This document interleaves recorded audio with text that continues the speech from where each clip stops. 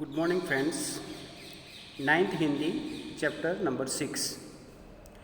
Title है मेरी बीमारी श्यामा ने ली।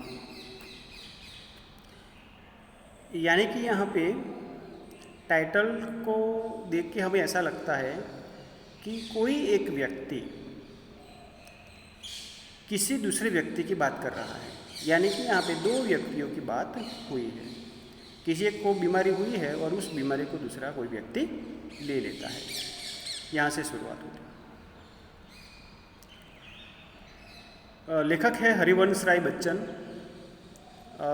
हिंदी साहित्य में हरिवंश राय बच्चन को हिंदी साहित्य के लोग तो जानते हैं, लेकिन गुजरात में जो साहित्य के रसिक नहीं है वो शायद इस नाम को पहचानते नहीं होंगे, ऐसा भी माना जाता है। लेकिन अमिताभ बच्चन फिल्म स्टार को तो पूरा देश जानता है। तो अमिताभ बच्चन के पिताजी ही हरिवंश राय बच्चन है। यानी कि अमिताभ बच्चन में ये जो कलाकार के गुण साहित्यिक दृष्टि से देखे जाए तो पिता के द्वारा ही मिले हुए हैं। हरिवंश राय बच्चन की बात की जाए तो हिंदी साहित्य में सबसे जाना माना नाम भी कह सकते हैं। जाना माना इसलिए कि उनकी कविताएं दुख दर्द भरी कविताएं थी, क्योंकि हरिवंश राय बच्चन ने अपने जीवन में दुख दर्द और संघर्ष को के साथ ही वो जिए थे, बीमारी के साथ जिए थे। तो ये सारे संघर्ष उनकी रचनाओं में भी हमें दिखाई देते हैं।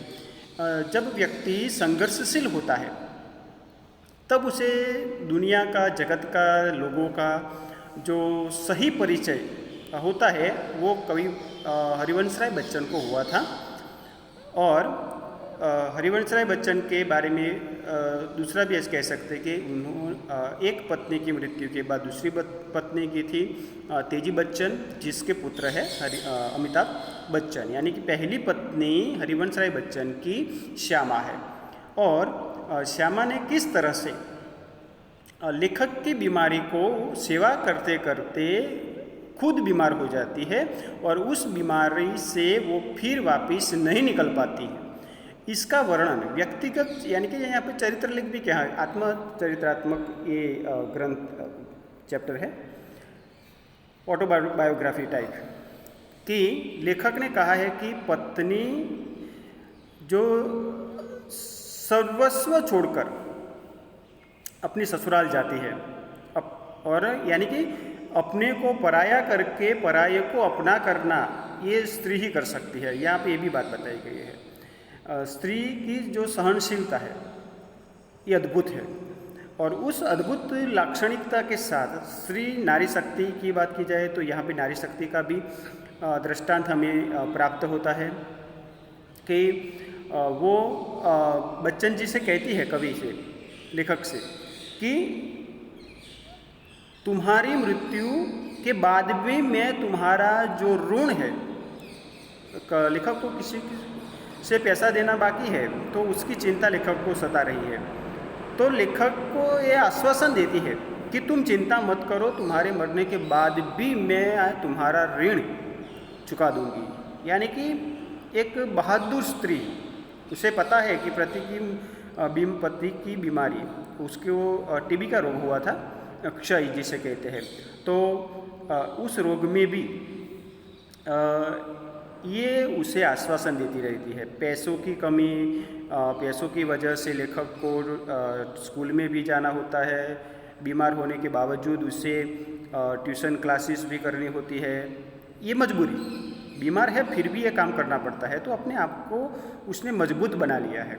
और जब लेखक मजबूत नहीं रहते हैं तो उसकी पत्नी मजबूत होके उन्हें आश्वासन देती है। यानी कि दोनों में से किसी एक को तो मजबूत बनना ही पड़ेगा, तब इस संघर्ष से बाहर निकल सकते हैं। यानी कि समस्या का सामना मजबूताई, दृढ़ मनोबल से ही किया जाता है। ये पूरा दृष्टांत इस व्यक्ति चरित्र से हमें प्राप्त होता है। यानी कि चैप्टर को पढ़ लिया और एग्ज़ाम दे दी, ये नहीं करना है हमें। इसमें से जो हमें मैसेज मिलता है वो हमें जीवन भर याद रख के हमारे जीवन में उसे उतारना है, जिससे हम भी संघर्षमय जीवन, या अभी भी ये कोरोना वायरस की वजह से संघर्षमय जीवन ही कह सकते हैं। तो पूरा देश जब इस बीमारी में जूझ रहा है तो संघर्ष के सामने किस तरह से सामना उसका किया जाता है, ये भी हमें यहाँ पे सीखना है। तो शुरू करते हैं। हरिवंश राय बच्चन का थोड़ा सा परिचय, उसके जीवन का परिचय और उसकी पत्नी की सेवा का परिचय हमें प्राप्त करना है। 1907 से 2003 तक का लेखक का समय, जीवन समय। हिंदी साहित्य में हरिवंश राय बच्चन का नाम उनकी एकमात्र कृति से ही अमर हो गया। उसका एक काव्य सबसे अमर है, कोशिश करने वालों की कभी हार नहीं होती। ये हमें पूरा जीवन याद रखना है। कोशिश करते हैं तो ही कुछ होता है, परिणाम अच्छा या बुरा कोशिश करने के बाद ही मिलता है। ऐसे बैठे रहने से कोई परिणाम प्राप्त होता नहीं है। इसलिए किसी लेखक ने कटाक्ष में कहा है कि सबसे सुखी कौन है, तो जो कुछ करता नहीं है वो सबसे सुखी है। क्यों ऐसा कहा है? वो व्यंग्यात्मक बात बताई है कि कुछ नहीं करता है वो सबसे सुखी है, उसे कोई चिंता ही नहीं है। कुछ काम करता है तो चिंता होगी ना कि अच्छा हो जाए, बुरा हो जाए। तो ये सारी बातें यहाँ पे हमें समझनी है और ये हमारी जीवन को समझने की शुरुआत है, ऐसा भी हम कह सकते हैं। 9th स्टैंडर्ड यानी युवानी में प्रवेशता हुआ व्यक्ति, बच्चा, बच्चे से युवान तक, टीनेजर हम कहते हैं ना, टीनेज। तो ये ऐसी अवस्था है जिसमें हम सब कुछ एक जोश के साथ, पैशन के साथ प्राप्त कर सकते हैं। तो ये भी हमें सीखना है कि संघर्ष में, आत्महत्या कब करता है व्यक्ति, कि संघर्ष में कैसे जिया जाए वह उसे आता नहीं है, तब वो आत्महत्या करता है। तो ये सारी जो प्रॉब्लम्स है हमारे जगत में, तो ये उसका मूल कारण संघर्ष में जीना नहीं आता है वह है। तो संघर्ष में कैसे जिया जाए उसका सही दृष्टांत हरिवंश राय बच्चन और उसकी पत्नी श्यामा के द्वारा हमें ये यहाँ पे प्राप्त होता है। और इस समय में ये उपयुक्त है, योग्य है ये चैप्टर पढ़ना कि हमें संघर्ष में किस तरह से जिया जाए। क्लियर? तो उनकी हमें अनेक रचनाओं से लेखक अमर हो गए हैं। हालांकि विपुल मात्रा में साहित्य सर्जन किया है। छायावादोत्तर यानी कि छायावाद के बाद का काल के कवियों में बच्चन एक विशिष्ट सर्जक रहे हैं। इलाहाबाद विश्वविद्यालय के अंग्रेजी के प्राध्यापक के रूप में, तत्पश्चात दिल्ली में सरकारी सेवा, आकाशवाणी और 1-2 अन्य स्थलों पर कवि लेखक ने सेवाएं दी। भारत के एक विशिष्ट कवि के रूप में राष्ट्रपति जी ने उन्हें राज्यसभा का सदस्य मनोनीत किया था। यानी कि राजनीति के साथ भी जुड़े हुए व्यक्ति हैं, साहित्य के साथ भी जुड़े हुए हैं, यानी दोनों का अच्छा परिचय, अनुभव लेखक के पास है। प्रारंभिक नौकरी पायोनियर प्रेस में की थी, यानी कि देश का चौथा अंग प्रेस के साथ भी वो जुड़े हुए हैं। मधुशाला के कवि के रूप में बच्चन जी को इतनी शोहरत मिली कि उनकी मधुशाला का सभा सम्मेलनों, कवि गोष्ठी आदि में होता था। मधुशाला नामक उसने काव्य की रचना की है और उस काव्य की रचना के माध्यम से कवि फेमस हुए हैं। लोग बड़ी संख्या में उमड़ते थे। कैम्ब्रिज यूनिवर्सिटी से जॉन पेट्स नामक कवि के समग्र वांग्मय यानी साहित्य, लिटरेचर पर आपने पीएचडी की है। लेखक ने केंद्रीय मंत्रालय दिल्ली में आपने हिंदी विशेषज्ञ के रूप में अप्रतिम कार्य किया है। आपको कई पुरस्कार जैसे सोवियत लैंड पुरस्कार, साहित्य अकादमी पुरस्कार और पद्म विभूषण आदि प्राप्त हुए हैं। कवि लेखक की कुछ रचनाएं की काव्य पंक्तियाँ कि तीर पर कैसे रुकूं मैं आज, लहरों का निमंत्रण। एक बार तीर छोड़ दिया तो उस पर कैसे रुका जाए, यानी कि हमने जो डिसीजन ले लिया है उस पर हमें काम करना ही है। हमारे साथ विचारों की लहर है, उसने आमंत्रण दे दिया है क्या तुम ये काम शुरू कर दो। और इस पार प्रिय तुम हो, मधु है उस पार न जाने क्या होगा, यानी कि भविष्य का के बारे में बताया है। मधुशाला, निशा निमंत्रण, सप्तरंगिनी, मिलन यामिनी, आकुल अंतर और एकांत संगीत नामक इनके सुप्रसिद्ध काव्य संग्रह है। तो क्या बोलूँ क्या याद करूँ, ये चैप्टर भी इस आत्मकथा में से ही लिया गया है। क्या बोलूँ क्या याद करूँ, नीड़ का निर्माण, फिर नीड़ यानी घोषला, निष्ठ। बसेरे से दूर, बसेरा यानी रहने की जगह। 10 द्वार से सोपान तक शीर्षक से 4 खंडों में लिखी लेखक की आत्मकथा है। मेरी बीमारी श्यामा ने ली आत्मकथांश है। तो हमें फ्रेंड्स ये साहित्य प्रकार भी लिख देना है, आत्मकथांश। उसका साहित्य प्रकार कौन सा होगा? आत्मकथांश। कहाँ में से लिया गया है? क्या बोलूँ, क्या याद करूँ? आत्मकथा का पहला भाग, उसमें से ये आत्मकथांश, आत्मकथा का एक भाग, उसमें से एक भाग यहाँ पे लिया गया है। जो क्या बोलूँ का याद करूँ में से लिया गया है। बच्चन जी की प्रथम पत्नी का नाम श्यामा था, ये याद रखना है। मैंने पहले भी बताया आपको कि प्रथम पत्नी का नाम श्यामा था और जो सही अर्थ में एक आदर्श जीवन संगिनी थी। श्यामा की बीमारी उसकी खुद की न होकर बच्चन जी की थी, जो सेवा करते करते ले ली गई थी। श्यामा जो बीमार हुई वो बीमारी कहाँ से आई? तो लेखक से आई। लेखक की सेवा करते करते खुद बीमार हो गई। इतनी दृढ़ता के साथ पति परायण स्त्री जैसे कहते हैं, जीवन संगिनी, धर्मचारिणी, सहधर्मचारिणी कैसे कहा जाता है, अर्धांगिनी कहा जाता है, यानी आधा अंग, पति का आधा अंग स्त्री कहलाती है, पत्नी कहलाती है। तो ये सही अर्थ में उसने सार्थक कर दिखाया। और बच्चन जी का यह मंतव्य श्यामा की पतिभक्ति, कर्तव्य परायणता और निष्ठा का प्रतीक है। प्रस्तुत आत्मकथांश में श्यामा की बीमारी का दर्दनाक और कारुण्य सभर, हमें भी रोने के लिए मजबूर कर दे ऐसा ये जीवन संघर्ष यहाँ पे निरूपित किया गया है। तो दूसरी ओर कवि की भावुकता और संवेदनशीलता का प्रकटीकरण भी मिलता है।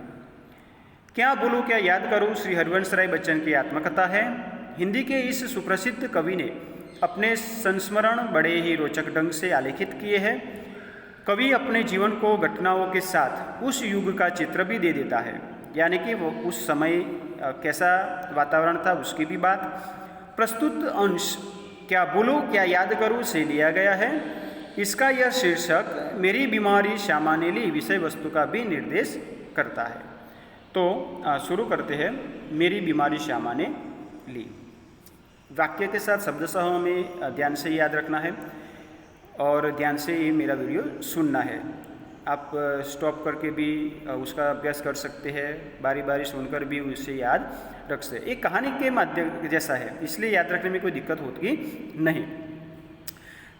लेखक कहते हैं कि मैं अपनी बीमारी को दुलराने वालों में न था। दुलराना यानी कि सहारना, गुजराती में पंपाड़વું। कोई व्यक्ति जब बीमार होता है तो सारे गांव को पता चल जाता है कि मैं बीमार हूँ, मैं बीमार हूँ। सामने से वो कहता है कि मुझे आज ऐसा हुआ तैसा हुआ, यानी कि अपनी बीमारी को बताता रहता है। ये अच्छा काम नहीं है, सही काम नहीं किया है। बीमार होना ये गलती है। गांधी जी ने भी कहा है कि बीमार होना ये सबसे बड़ी गलती है।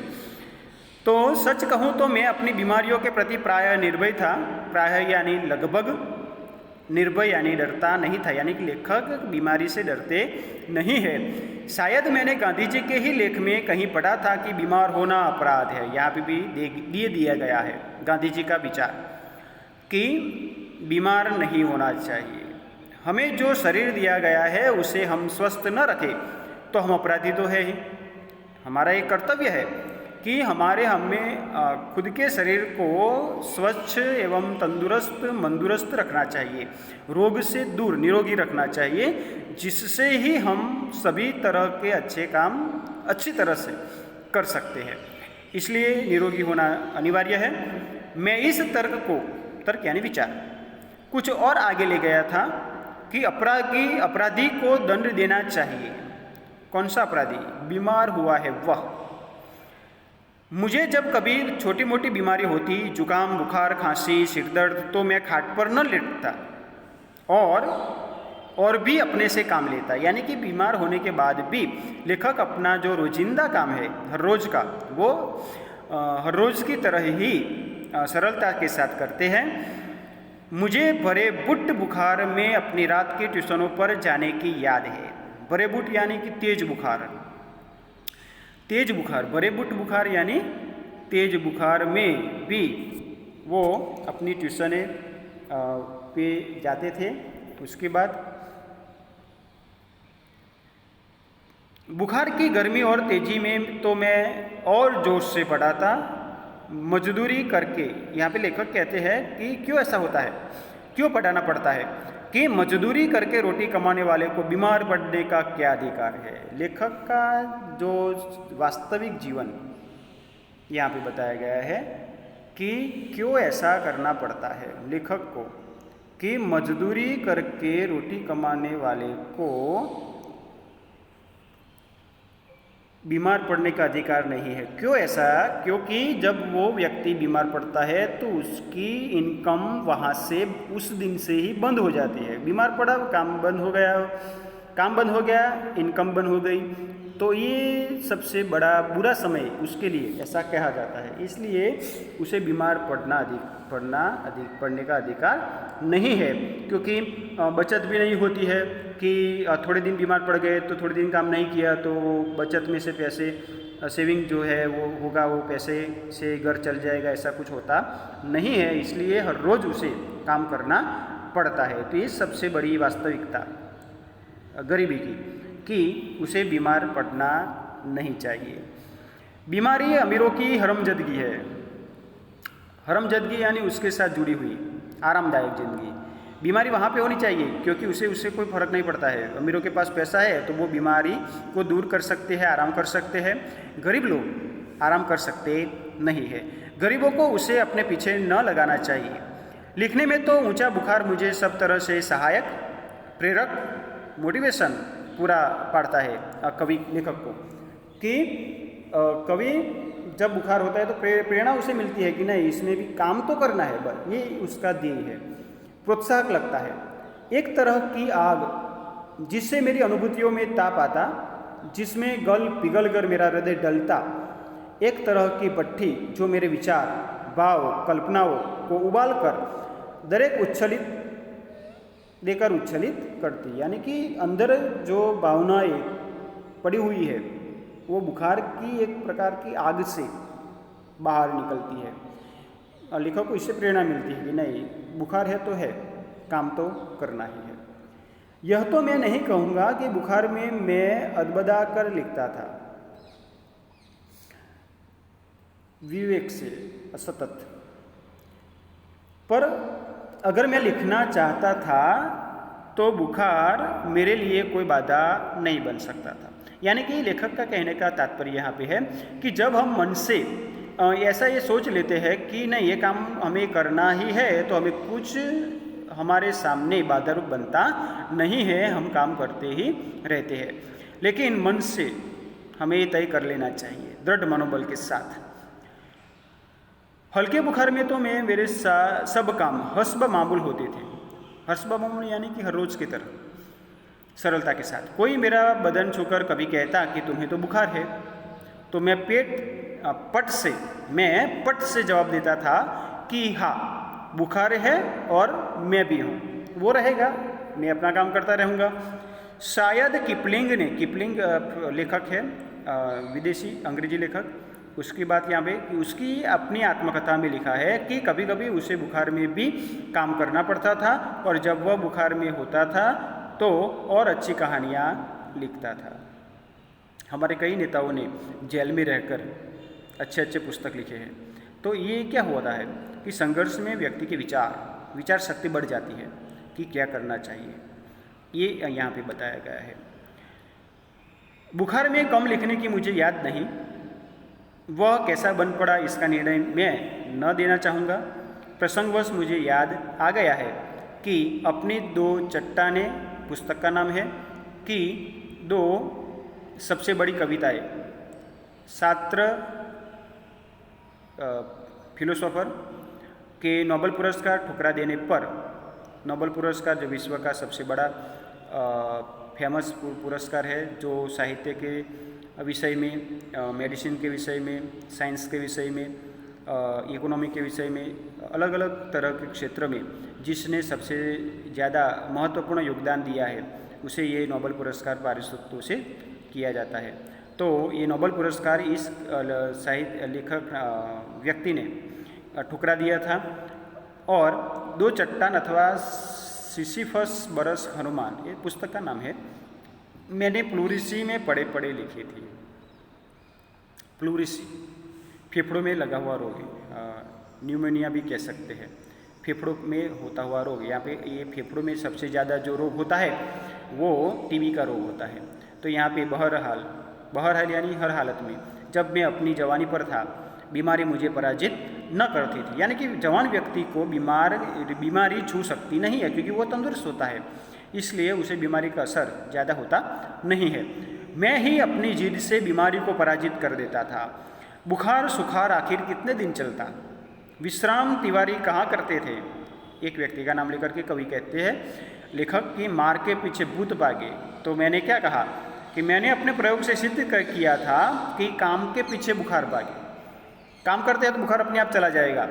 यह बुखार मामूली न था, इसका संबंध उस तूफान से था जो पिछले 9 महीनों से मुझे झकझोर रहा था।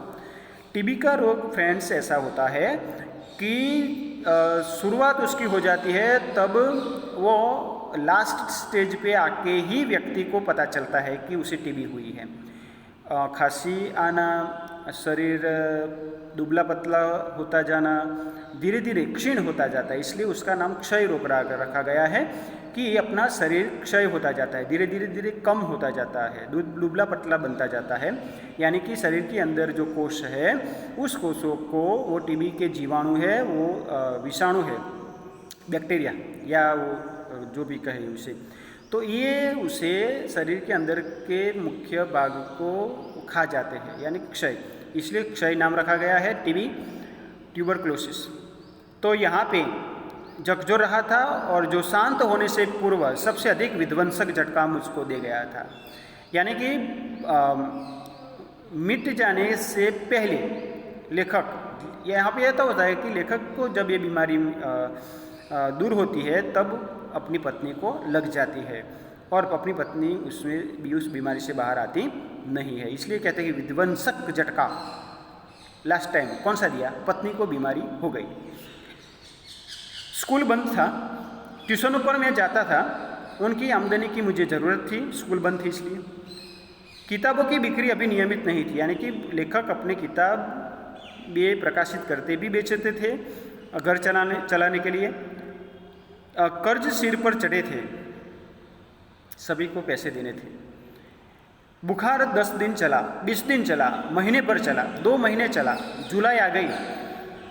अब बुखार के साथ ट्यूशन पर ही जाना न होता था, बुखार बढ़ गया है।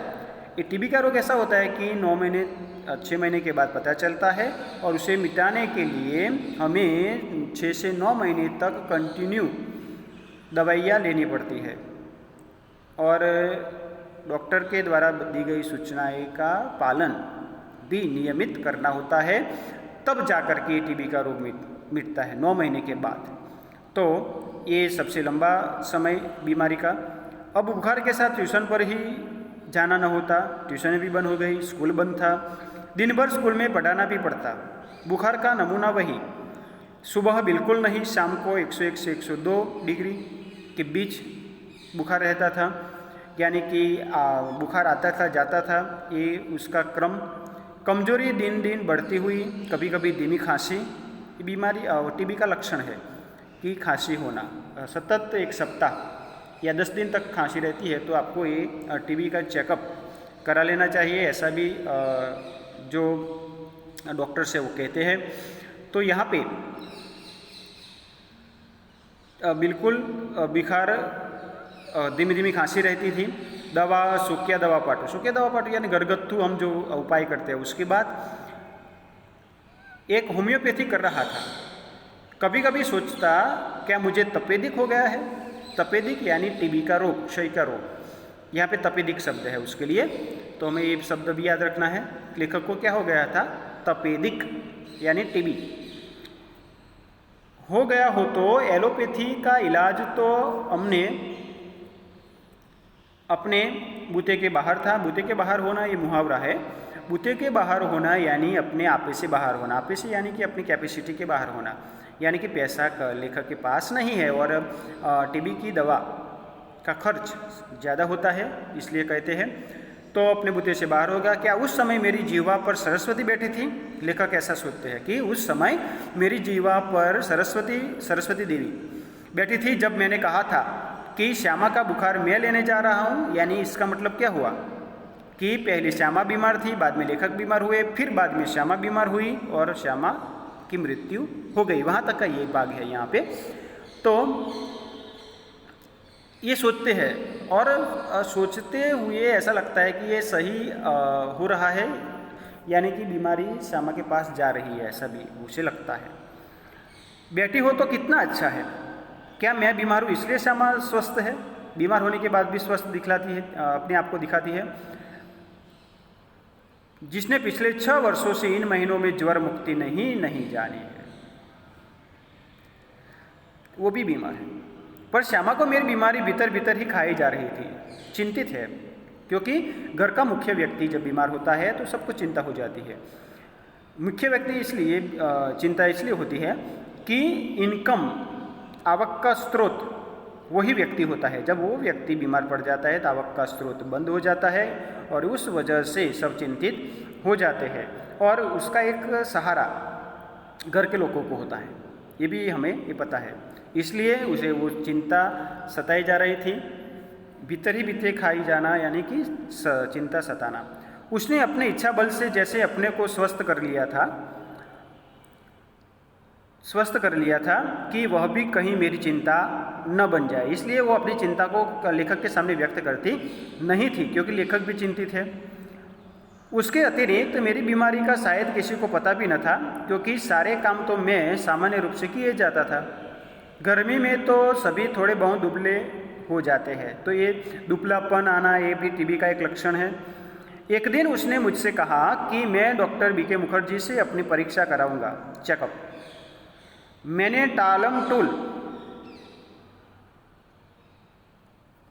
टालना बात को, कल जाऊंगा, परसों जाऊंगा, न जाने के बहाने कि तो उसने ब्रह्मास्त्र छोड़ दिया। ब्रह्मास्त्र यानी आखिरी शक्ति।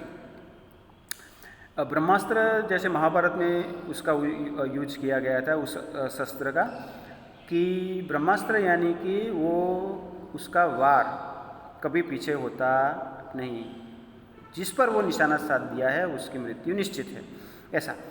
तो श्यामा ने कौन सा ब्रह्मास्त्र छोड़ दिया? मैं जब तक अपने डॉक्टर से को न दिखलाऊंगा वह खाना नहीं खाएंगी। अब तो लेखक को जाना ही होगा। ब्रह्मास्त्र तो मानना ही था। डॉक्टर मुखर्जी को भय था कि मुझ पर क्षय का आक्रमण हुआ है। डॉक्टर को पता चल गया। नुस्खा उन्होंने लिख दिया, प्रिस्क्रिप्शन। डॉक्टर जो कागज पे लेटर पैड पे लिख के देते हैं उसको नुस्खा। और कुछ दिन चिंता मुक्त होकर पूरी तरह आराम करने को कहा। नुस्खा मुझे मौत का परवाना लगा। उसे देखकर लेखक ने, लंबी लिस्ट थी दवाइयों की, क्या मेरी विदा का समय आ गया? लेखक सोचते हैं कि उसे पता चल गया कि टीबी है। और उस वक्त, लेखक के समय की बात है कि उस वक्त टीबी का रोग सबसे भयानक रोग माना जाता था।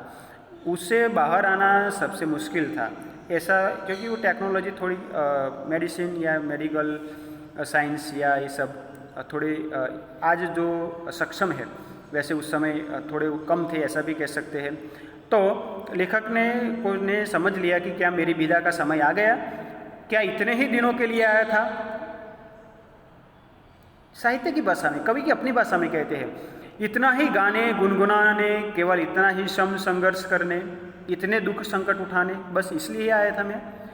और आगे कवि काव्य पंक्ति के माध्यम से कहते हैं कि स्वागत के ही साथ विदा की होती देखी तैयारी, बंद लगी होने खुलते ही मेरे जीवन की मधुशाला। मधुशाला यानी आनंदमय जीवन का एक रूम, वर्ग, समय। लेखक कहते हैं कि शुरू होने से पहले ही पूरा जीवन का ये क्रम नहीं होना चाहिए। मैंने तो अभी संघर्ष ही किया है, संकट ही देखे हैं, दुख ही देखा है, अभी सुख का समय तो मैंने भोगा ही नहीं है। तो स्वागत यानी कि स्वागत किया और फिर तात्कालिक जाने के बाद तो स्वागत के ही साथ विदा की होती देखी तैयारी, बंद लगी होने खुलते ही मेरे जीवन की मधुशाला। क्या मैंने अपनी भविष्यवाणी स्वयं कर दी थी? सबसे मर्मविधि प्रश्न था, रहस्यमय, मर्म को जानने वाला, मर्मविधि। क्या श्यामा में के भाग्य में वैधव्य भी लिखा है? लेखक ने मनोमन सोच लिया कि मेरी मृत्यु के बाद वो विधवा हो जाएगी, संघर्ष में और संघर्ष बढ़ जाएगा।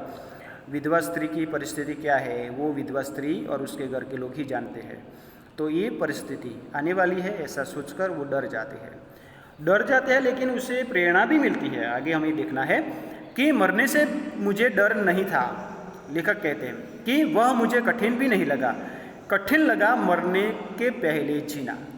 ये सबसे महत्वपूर्ण वाक्य कि जब व्यक्ति मरना तो है आज या कल या 100 साल बाद, वो तो निश्चित है। जिसने जन्म लिया है वो मृत्यु उसकी निश्चित है। वो भगवत गीता में भी भगवान श्री कृष्ण ने कहा है।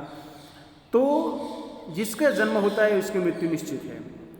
तो यहाँ पे भी यानी कि मृत्यु का डर नहीं है, लेकिन मरने से पहले जीना यानी कि संघर्षमय के संघर्ष के साथ, बीमारी के साथ, विकट परिस्थिति के साथ जीना उसे कठिन लग रहा है। पूरे आराम के अर्थ हो गए ट्यूशन छोड़ दूँ, स्कूल से छुट्टी ले लूँ, ज़्यादा लूँ तो बगैर तनख्वाह यानी सैलरी को लेने के को तैयार हो, फिर घर का खर्च कैसे चलेगा। शालिग्राम केवल, लेखक के भाई का नाम है, शालिग्राम केवल अपनी तनख्वाह के बल पर घर नहीं चला सकते, कल उनकी बदली हो सकती है। यानी कि एक घर से 2 घर हो सकते हैं, 2 घर हो जाए तो खर्च भी बढ़ जाता है। तब वे एक पैसा भी घर बेचने की स्थिति में न होंगे। महंगी दवाइयाँ कहाँ से आएगी। किताबों से आमदनी अनियमित और अनिश्चित है, किताब बिके न बिके ऐसा भी हो सकता है। कर्ज भी अदा करने को कम नहीं है। यानी कि ये सारी चिंताएं लेखक को सता रही थी कि अब क्या किया जाए। श्यामा ने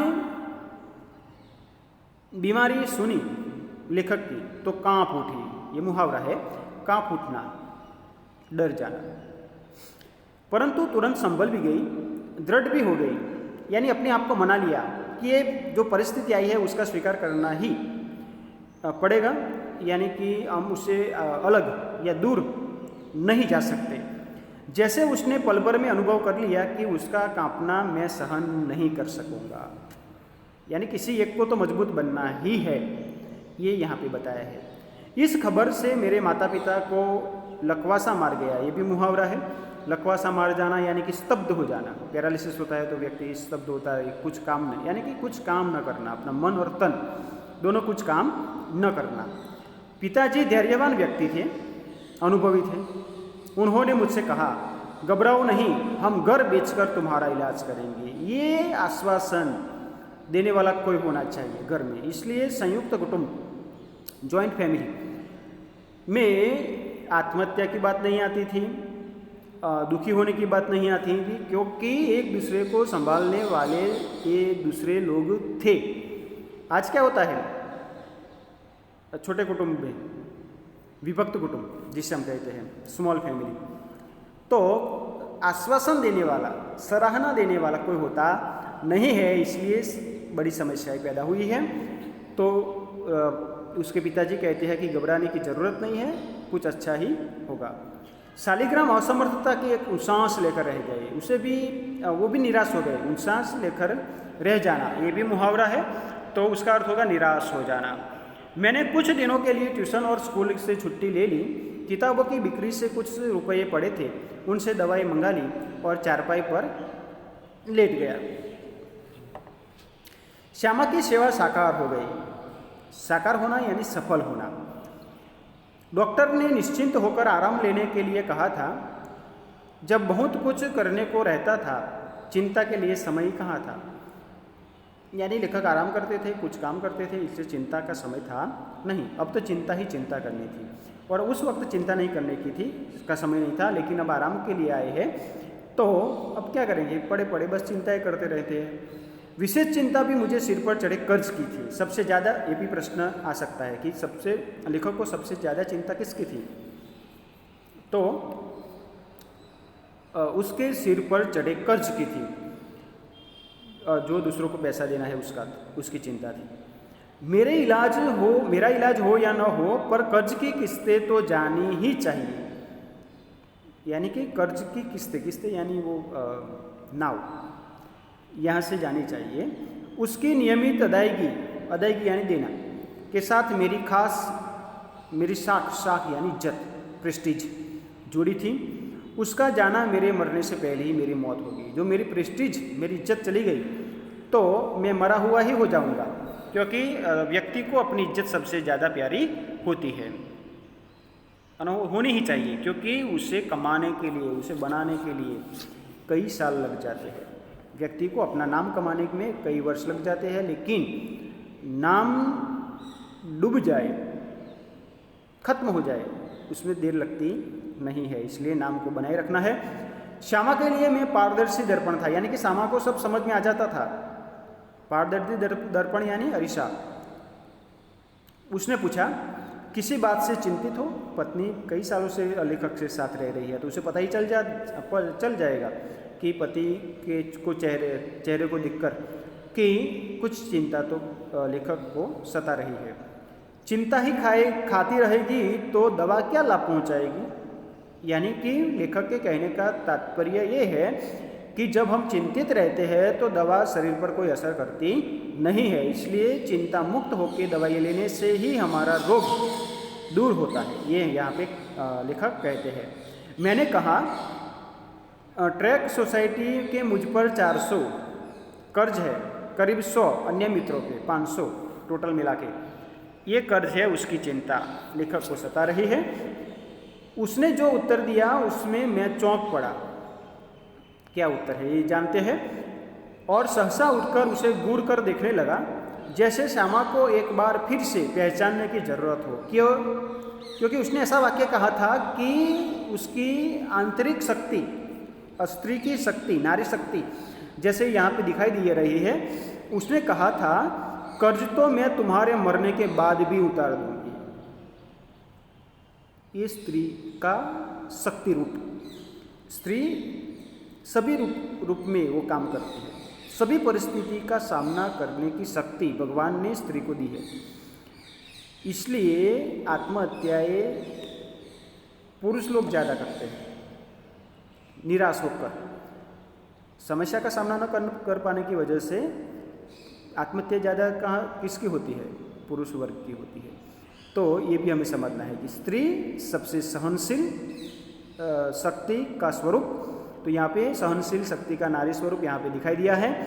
तो कहती है कि कर्ज तो मैं तुम्हारे मरने के बाद भी उतार दूंगी, तुम इसकी चिंता छोड़ो, तुम अपने शरीर का पर ध्यान दो। मैं सोचने लगा, श्यामा ने वज्रत्न ही अपनी छाती पर रखकर यह वाक्य कहा होगा।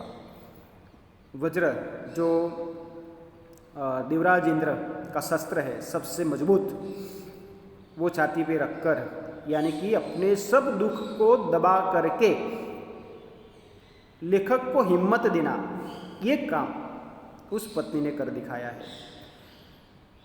मुझे चिंता मुक्त रखने को वह क्या नहीं कर सकती थी, यानी कि सब कुछ करने के लिए वो तैयार थी। मरने के लिए जो मैंने अपने आप को छोड़ दिया था वह मुझे एकदम गलत लगा। अब लेखक को विचार आता है कि नहीं, ये गलत है, मुझे मरने की ज़रूरत नहीं है, मुझे मरना नहीं चाहिए, मुझे अपने लिए नहीं तो मेरी पत्नी, मेरे घर वालों के लिए जीना है। ये विचार इस बात के बाद आता है। मुझे अपने लिए नहीं तो श्यामा के लिए जीने का संघर्ष करना चाहिए। श्यामा के लिए मैंने जीवन में कुछ नहीं किया, कभी करने के योग्य नहीं रहा। यदि मैं उसे ऐसी स्थिति में छोड़ जाऊं कि वह मेरे मरने पर मेरा कर्ज उतारने की चिंता करे, तो मुझसा जघन्य अपराधी कौन होगा? नहीं, मैं श्यामा के लिए चिंताएं नहीं छोड़ जाऊंगा, जीने का रास्ता खोजूंगा, जीकर अपनी चिंताएं समाप्त करूंगा। ऐसा विश्वास के साथ लेखक ने निश्चय कर लिया। एक रात जैसे मेरे कानों में किसी ने कहा, एक रास्ता अब भी है। भगवान एक दरवाज़ा बंद करता है तो दूसरा दरवाज़ा अपने लिए खोल ही देता है, तब जाकर हम कुछ कर सकते हैं। 15 दिन के ही इलाज में मैं अपना बटुआ खाली हो गया। मैं कदापि नहीं चाहता था कि पिताजी घर को हाथ लगाए, यानी कि वो काम करने लगे। अपनी वृद्धावस्था में शांति से बैठने को, चाहे उनको भूखे नंगे ही बैठना पड़े, उन्होंने एक शरण स्थल बनाया था। लेखक का। मैं उससे उन्हें वंचित करने का कारण नहीं बनाना चाहता था, पर यह भी नियति का एक व्यंग्य है। नियति यानी भाग्य, नसीब, किस्मत।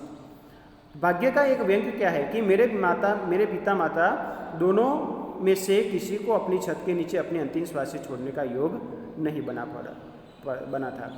ना जाने राम कहाँ लागे माटी, यानी कि भगवान ही जाने। यहाँ पे कहते हैं ना कि कल क्या होगा कोई जानता नहीं है, पर उस समय मैं कैसे जानता। और एक दिन मुझे वह रास्ता दिखाई दिया जिस पर अपने बल पर चलकर मैं अपनी चिंताएं समाप्त कर सकता था। किसी के लिए, विशेषकर श्यामा के लिए, मैं कोई चिंताएं नहीं छोड़ूंगा। इस संकल्प ने मुझे दृष्टि भी दी, बल भी दिया। लेखक अपनी पत्नी के लिए जीने का निश्चय कर चुका है, इसलिए शक्ति और बल भगवान के द्वारा प्राप्त होते। यानी कि यहाँ पे ये भी हमें समझना है कि हम जब कुछ करने को तैयार हो जाते हैं तो भगवान अब हमें मदद करने के लिए तैयार ही है। लेकिन बैठे रहने से भगवान सामने से आकर हमें ये सफलता दे दे, ऐसा हो सकता नहीं है।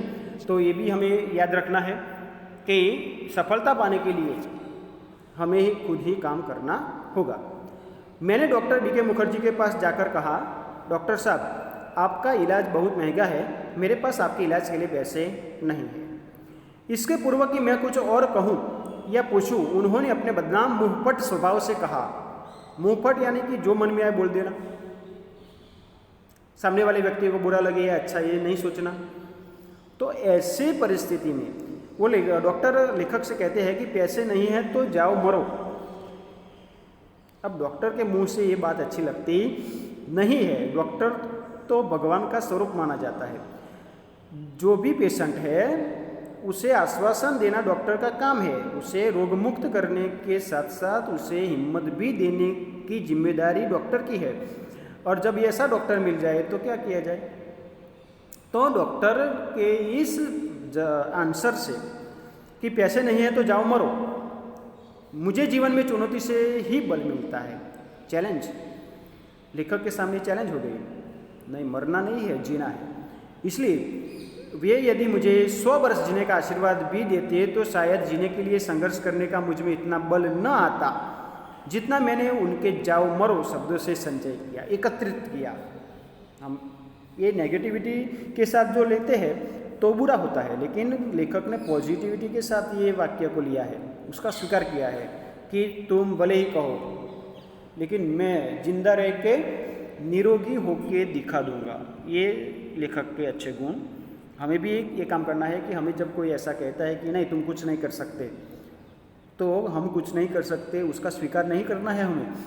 हमें हम करके दिखाएंगे, ये सोचकर काम करना है।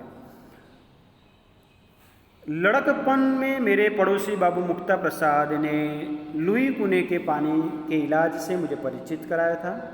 ये घरगथ्थू उपाय है। मेरी ऐसी बीमारी के लिए ठंडे पानी के टब में बैठकर सिद्ध बात लेने का विधान था। एलोपैथी में क्षय के रोगी को दूध, घी, मक्खन, अंडा अधिक से अधिक दिया जाता था। कुने के इलाज में चिकना मना था। सिर्फ कच्ची सब्जियां, फल, भीगे चने, गेहूं आदि पर रहना था। न दवा पर कुछ खर्च, न खुराक पर कुछ खर्च। यही इलाज तो मेरी स्थिति के अनुकूल था। पैसा नहीं है इसलिए वो घरगथ्थू जो उपाय है वही अच्छा लगा लेखक को, और कामकाज साधारण किए जाना था। मैंने बीके मुखर्जी का नुस्खा फाड़ डाला और पुणे के अनुसार सिर्फ बात आरंभ किया। तदनुसार खुराक आदि रखी। स्कूल में भी जाने लगा, केवल रात वाली ट्यूशन छोड़ दी। थोड़ा आराम भी जरूरी है। उसका मुआवजा एक तरह से किताबों की बिक्री से मिल जाता है। यानी कि ट्यूशन छोड़ दी है तो उसकी जगह कहाँ से आएंगे पैसे? किताबों की बिक्री से। श्यामा ने मेरा विरोध न किया। जीवन भर मैं जिस रास्ते पर भी चला उसने स्वस्ति पंथा कहा और मेरे पीछे चली। यानी कि पति पे विश्वास है कि पति जो करेगा वो सही करेगा, इसलिए उसे रोकती नहीं है और उसे आश्वासन और हिम्मत भी देती है, उसके साथ चलती है। मेरी स्नान चिकित्सा रास्ते के संबंध में भी मैं वह प्रतिदिन अपनी सेवा सहयोग देती रही।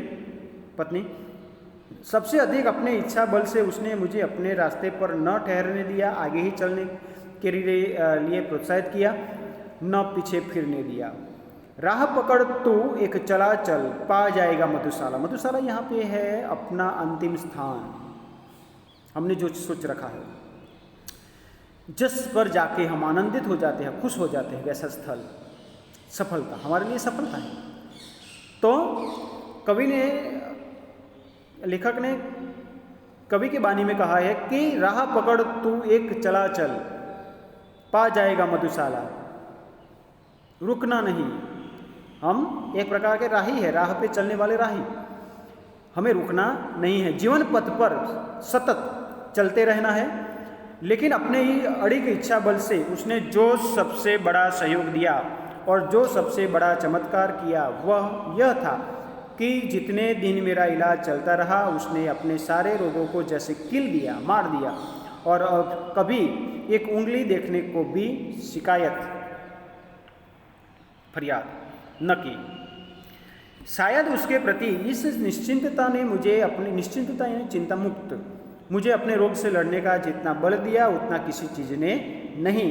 चिंता ग्रस्त होकर भी चिंता मुक्त दिखाना अपने आप को, ये सबसे सहनशील नारी का दृष्टांत है। इस आत्मनियंत्रण, अपने आप को, सेल्फ कॉन्फिडेंस, सेल्फ कंट्रोल कि आत्मनियंत्रण, आत्मनिग्रह, ये सब का अर्थ एक ही होता है, इच्छा बल, हठ योग, जिद्दी होना कि समझ में नहीं आता उसे क्या नाम दूं। पत्नी की सेवा भावना इतनी बड़ी थी कि लेखक सोचते हैं कि ये सबसे एक पवित्र नारी, शक्तिशाली नारी का दर्शन लेखक को हो रहा था। लेखक का एक अहोभाग्य कि ऐसी पत्नी उसे मिली है, सद्भाग्य भी कह सकते हैं लेखक का। उतना किसी चीज़ से न मिली, बड़ी महंगी कीमत उसे चुकानी पड़ी, लेकिन ये सब तो किया, त्याग बलिदान, लेकिन उसकी कीमत क्या चुकानी पड़ी वो आगे दिखते हैं कि अपने क्षय ज्वर से पूर्णतया मुक्त हो। जिस दिन मैंने सामान्य भोजन किया 15 अप्रैल 1936 को लेखक ठीक हुए, ठीक उसी दिन वह चारपाई पर गिरी और फिर न उठी। ये भी हमें याद रखना है। लेखक कब बीमारी से मुक्त हुए?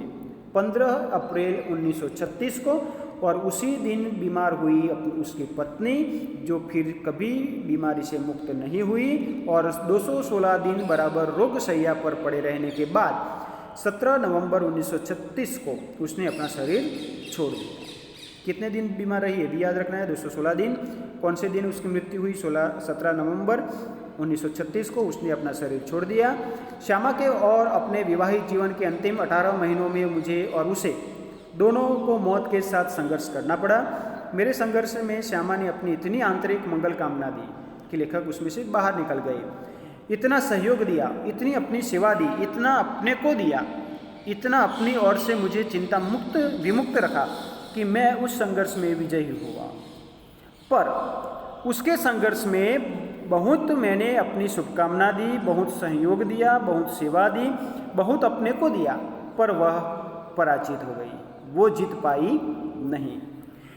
संभवतः एक मोर्चे की कमजोरी से वह मेरे विषय में मृत्यु की अंतिम सांसों तक चिंता विमुक्त नहीं हो सकी। चिंता विमुक्त नहीं हो सकी पूरी जिंदगी लेखक की सेवा में लगी हुई, लेकिन उसने कभी भी अपनी चिंता को प्रदर्शित नहीं किया लेखक के सामने।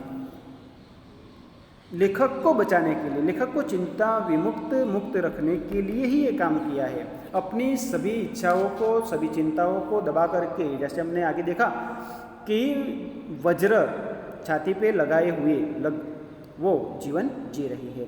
यानी कि एक पति परायण स्त्री, पतिव्रता स्त्री का दृष्टांत हमारे सामने है, जीवंत दृष्टांत भी कह सकते हैं। ये काल्पनिक स्टोरी नहीं है, ये वास्तविक है। तो ऐसी नारियां भी हमारे देश में है जो अपने पति के लिए अर्धांगिनी बनकर पूरा जीवन पति के लिए, जीवन के लिए समर्पित कर देती है। उस पवित्र नारियों को सत सत नमन। और ऐसी नारियों की वजह से ही हमारा देश आज अच्छी तरह से रह रहा है, जी सकता है। सभी पतियों को भी अपनी पत्नी की तरफ भी ऐसा हावभाव होना चाहिए, यानी कि दोनों की समझ जो मिल जाती है तो संसार सुखी हो जाता है। यहाँ पे ये भी बताया गया है, दोनों संघर्ष में थे, फिर भी उस संघर्षरत जीवन में भी उन्होंने एक दूसरे का साथ नहीं छोड़ा। आजकल क्या होता है कि western culture, live in relationship, तो ये अच्छा लगा साथ दिया, बुरा लगा छोड़ दिया, तो ये हमारी भारतीय संस्कृति नहीं है। इंडियन कल्चर ये कहता है कि जिए तक, जब तक जीते हैं, हमारे शरीर के अंदर जान है, तब तक हमें एक दूसरे का साथ देना चाहिए, जिससे हमारा जीवन सुख और दुख दोनों परिस्थितियों में सही मायने में सफल हो सकता है। ये मैसेज हमें इस चैप्टर से मिलता है।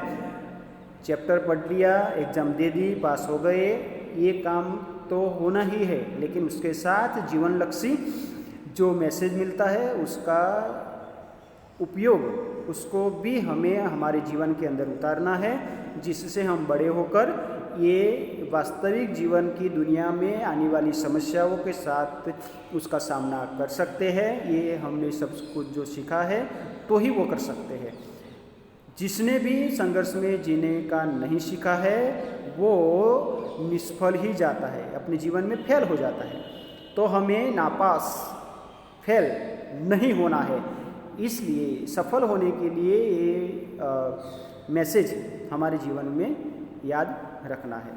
तो यहाँ पे चैप्टर पूरा होता है। लेखक ने जो संघर्ष किया, फिर श्यामा की मृत्यु के बाद लेखक की दूसरी शादी होती है तेजी बच्चन से, और तेजी बच्चन के पुत्र अमिताभ बच्चन, और अमिताभ बच्चन आज जो फिल्म स्टार है, बिग बी कहलाते हैं, और पूरे देश में आज वो फेमस है कि लगभग 50 से 60 साल तक उन्होंने फिल्म इंडस्ट्री में काम किया, देश का नाम रोशन किया। तो उसके ये पिता भी साहित्यिक दृष्टि से भी फेमस थे, और आज भी हमारे सामने वो कोशिश करने वालों की कभी हार नहीं हो, उस कविता के माध्यम से अमर हो गए हैं। उसके अलावा भी कुछ और अमर काव्य रचनाएँ भी कवि ने की है। तो ये कह सकते हैं कि ये भी रचना सबसे ज़्यादा है। प्लूरिशी यानी कि दांतों की बीमारी, फेफड़ों में पानी भर जाना, दोनों अर्थ में प्लूरिशी का अर्थ है। टाल मटोल, टालना, अदायगी, देना, प्रदान करना, नुस्खा, उपाय, आत्मनिग्रह, आत्मा पर अंकुश, सेल्फ कंट्रोल, एलोपैथी अंग्रेजी पद्धति की उपचार पद्धति, नेचुरोपैथी प्राकृतिक उपचार पद्धति, स्वाध्याय आपकी नोटबुक या वर्कबुक में लिख देना है और तैयारी कर देनी है। भावार्थ समझना है, समझाना है, एक्सप्लेन द वाक्य, सेंटेंस, शब्द समूह के लिए एक शब्द, यहाँ पे पहले का आएगा शरण स्थल, 100 बरस जीने का आशीर्वाद, शतायुधानी, शुभ मार्ग पर चलने का आशीर्वाद, स्वस्ति पंथा, विरोधी शब्द चिकना, खुरखुरा, मधु, विष, कलश, विमुक्त, बंधन, बंधनयुक्त, कलश तो शांति। तो यहाँ पे ये चैप्टर हमारा पूरा होता है। Thank you.